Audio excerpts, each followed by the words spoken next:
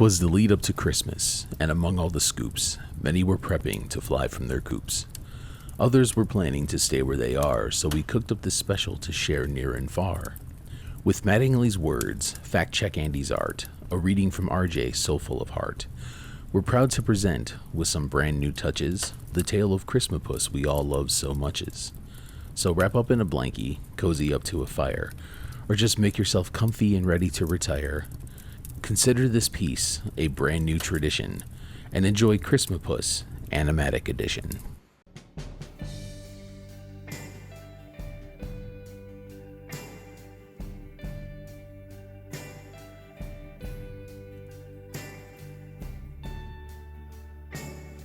"'Twas the day after Christmas, and up in the sky, Santa Claus and his reindeer were flying so high.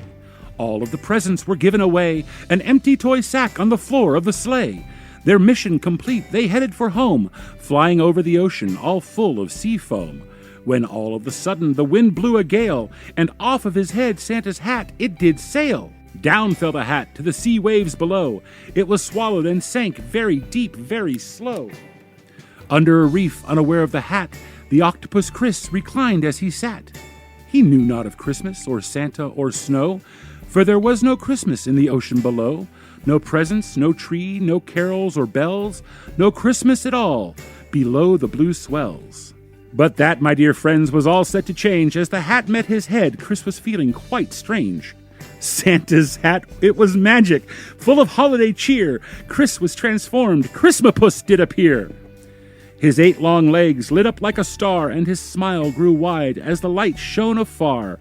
The fish saw the light from miles around, as Christmapus rose from the sea to dry ground. There, on the shore, he crawled on the beach. A rusty old wagon he was able to reach. Barry the wino, asleep on the sand, awoke and decided to give Chris a hand. With his shiny red nose leading the way, "Where do we go?" he drunkenly say. Christmapus pointed toward the shops in the town. Barry pulled on the wagon, dragging Christmapus round.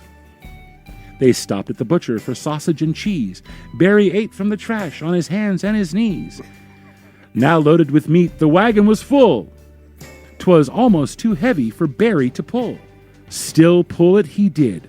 House to house they did go, giving sausage to children whose grades were too low, or did not excel in sports or good looks, or were otherwise left off of Santa's gift books. Yay. Yes, all of the plain children, not special at all, no matter how boring, no matter how small, no matter how timid, no matter how scared, Christmapus showed them that somebody cared. Barry kept pulling to every kid, and only one child refused meat from a squid. With all of the sausage dispensed to their cause, who should appear but old Santa Claus? "Give me my hat!" He yelled at the pair as he snatched it and covered his thinning gray hair. "Just what the heck is this all about? An octopus pulled by a strange drunken lout?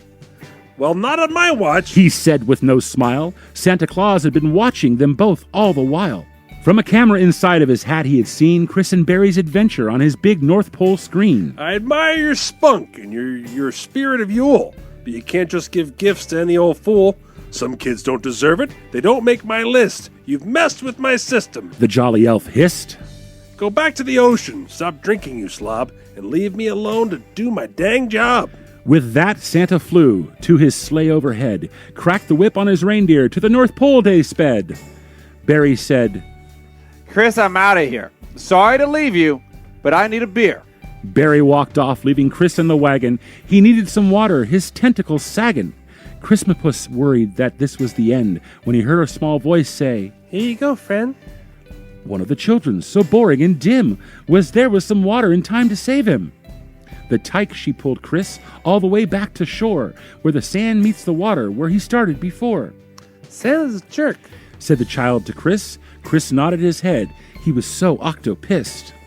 Chris slipped from the side of the wagon he found and basked in the cool of the wet sandy ground. The child waved goodbye and Chris swam away, back down to the reef after such a long day. Reclining again in his chair he opined on the thoughts of the hat fate forced him to find. Christmas, he thought, is cruel and unfair. Some bask in the gifts while others despair. And why such a fuss over one single day?